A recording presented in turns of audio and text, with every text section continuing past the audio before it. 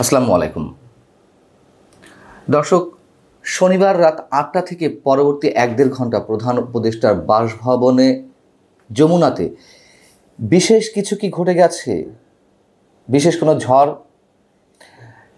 এই প্রশ্ন অনেকের মনেই। তার কারণ আপনারা জানেন যে প্রধান উপদেষ্টার পক্ষ থেকে জাতীয় ঐকমত্য কমিশনের সদস্যদেরকে তাগিদ দেওয়া হয়েছে আগামী ডিসেম্বরের মধ্যে নির্বাচন অনুষ্ঠানের লক্ষ্যে সব ধরনের সংস্কার কার্যক্রম বা সংস্কারের উদ্দেশ্যে রাজনৈতিক দলগুলোর সঙ্গে যে সংলাপ তা দ্রুত শেষ করার তিনি তাগিদ দিয়েছেন। এরকম একটি সংবাদ আমাদের সামনে এসেছিল এবং যেটি নিয়ে আমি নিজেও আপনাদের সামনে কথা বলেছি, তবে সন্দেহ পোষণ করেছিলাম। যেখানে ডক্টর মোহাম্মদ ইউনূসকে ৫ বছর ক্ষমতায় দেখতে চান অনেকে, এরকম একটি বিষয় ছড়িয়ে দেওয়া হচ্ছে, সেখানে হঠাৎ করে ডিসেম্বরের মধ্যে নির্বাচন, খুব স্বাভাবিকভাবেই আমরা আমাদের সন্দেহ প্রকাশ করেছিলাম। ঠিক সেই জিনিসটি ঘটল। প্রধান উপদেষ্টার যে অফিসিয়াল ভেরিফাইড পেজ, সরকারি অফিসিয়াল পেজ, সেখানে যেমন একাধিকবার সংশোধনী আনা হলো, যে ডিসেম্বর নয়, ডিসেম্বর থেকে জুনের মধ্যে বলেছেন নির্বাচনের কথা। আবার জাতীয় ঐকমত্য কমিশনের বরাত দিয়ে প্রধান উপদেষ্টার প্রেস উইং থেকে যেই বিজ্ঞপ্তি গণমাধ্যমে পাঠানো হয়েছিল সেটিও একাধিকবার সংশোধন করা হয়েছে। প্রথমে 7টা 57 দিকে প্রেস উইংয়ের সংবাদ বিজ্ঞপ্তিতে বলা হলো যে আগামী ডিসেম্বর মাসে জাতীয় নির্বাচনের লক্ষ্য নিয়ে সংস্কার কার্যক্রম দ্রুত এগিয়ে নিয়ে যাওয়ার কথা বলেছেন প্রধান উপদেষ্টা। পরবর্তীতে 9টা 13 আবার তাতে সংশোধনী আনা হয়।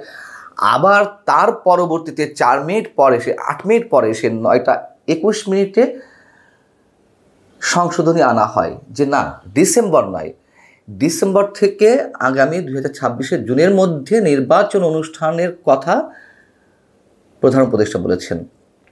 এত বিভ্রান্তি কেন? প্রথম কথা হচ্ছে, ভুল হতেই পারে, কিন্তু একাধিকবার কেন? প্রধান উপদেষ্টার যে অফিসিয়াল ভেরিফাইড ফেসবুক, সেখানেও বা কেন? আর তার প্রেস উইং থেকে কেন একের পর এক এরকম সংশোধনী আনা হবে? নিশ্চয়ই প্রধান উপদেষ্টা বিষয়টি আমাদের কাছে তুচ্ছ কোনো বিষয় নয়, যথেষ্ট সেন্সিটিভ থাকা উচিত তার প্রেস উইংয়ের। 1, ভুলের কথা বলছি। 2 হচ্ছে, এর বাইরে কি কিছু ঘটেছে? এর আগে ইন্টারন্যাশনাল ক্রুশিয়াল গ্রুপ ICGর যে প্রতিনিধি দল আমাদের দেশ সফর করে গেলেন, তাদের সাথে আলাপের সময় প্রধান উপদেষ্টা বলেছিলেন যে আওয়ামী লীগকে নিষিদ্ধ করার কোনো পরিকল্পনা সরকারের নেই। তার বিরুদ্ধে ছাত্র সমন্বয়কদের অনেকে হুঙ্কার ছেড়ে উঠলেন। ঢাকা বিশ্ববিদ্যালয়ের মিছিল বা বিভিন্ন জায়গায় মিছিল বের হলো প্রধান উপদেষ্টার বিরুদ্ধে, চুপসে গেলেন। তার পরবর্তীতে তাই নিয়ে কোনো কথা নেই। ঠিক আসলেই কি প্রধান উপদেষ্টা নির্বাচনের কথা বলেছিলেন ডিসেম্বরের মধ্যে কারোর চাপে, বিশেষ কোনো চাপে? সেই সন্দেহটি বা সেই সংশয়টিও আমি শনিবার রাতে আপনাদের সামনে প্রকাশ করেছিলাম। এবং এর কাছাকাছি কিছু বিষয় আমরা সমীকরণে আনতে পারি। আসলে প্রধান উপদেষ্টা কি বলেছিলেন ডিসেম্বরের মধ্যেই, মানে শনিবারে বৈঠকের কথা বলছি আমি, নাকি ডিসেম্বর থেকে জুনের মধ্যে 2026-এর? ওই বৈঠকটি যাদের সাথে অনুষ্ঠিত হয়েছিল, জাতীয় ঐকমত্য কমিশনের সহসভাপতি ডক্টর আলী রিয়াজ এবং অন্যতম সদস্য ডক্টর বদিউল আলম মজুমদারের সঙ্গে, এই বিভ্রান্তি নিয়ে যখন বদিউল আলম মজুমদারের বক্তব্য জানতে চাওয়া হয়েছে সমকালের পক্ষ থেকে, আমি একেবারে নাম এবং স্পেসিফিক্যালি তিনি কী বলেছেন সেটি আমি আপনাদের সামনে একটু উল্লেখ করতে চাই। এ বিষয়ে জানতে চাওয়া হলে তিনি সমকালকে বলছেন, প্রধান উপদেষ্টা নির্বাচনের ব্যাপারে খুব সিরিয়াস। বৈঠকে তিনি আমাদের কাছে সমস্যা কার্যক্রমের খোঁজ খবর নেন এবং এ বিষয়ে জানানোর পরে যে সমস্যা কার্যক্রম মানে সে বিষয়ে আলোচনার জন্য যে বৈঠকগুলো সেগুলো কত দূরে গিয়েছে, এগুলো জানানোর পরে তিনি এটি দ্রুত শেষ করার তাগিদ দেন।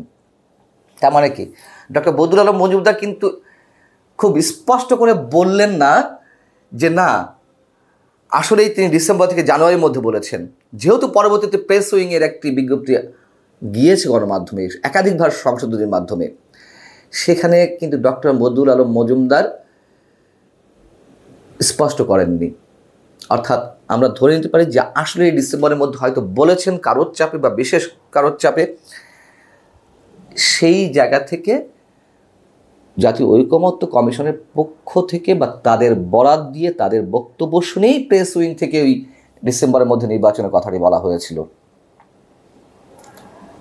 এবং এই যে পরবর্তীতে যে বারবার চেঞ্জ করা হলো, সেটির পক্ষ কিন্তু ডক্টর বদিউল আলম মজুমদার নেননি।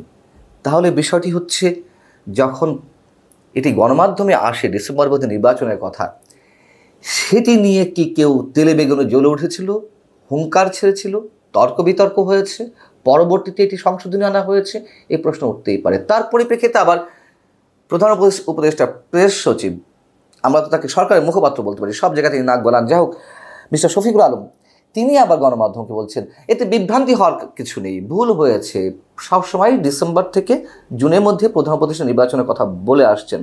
না, তার প্রোপাগান্ডা কিংবা তার ভুল তথ্য সম্পর্কে আমরা জানি, কিংবা অপতথ্য আমরা বলতে পারি স্পষ্ট করে।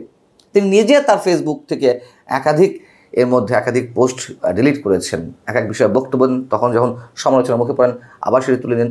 এই যে তিনি বললেন যে ডিসেম্বর থেকে 2026-এর জুনের মধ্যে নির্বাচনের কথা বারবার প্রধান উপদেষ্টা বলে আসছেন, সেটিও তো ঠিক নয়। এবং তার নিজের কথা যদি বলি, তিনি নিজেও তো ব্যাখ্যা দিয়েছিলেন, জুন জুনে করতে হবে তা না, মার্চের মধ্যেও করা যেতে পারে, তিনি এই ব্যাখ্যাও দিয়েছিলেন। তো এই বিষয়ে আবার যখন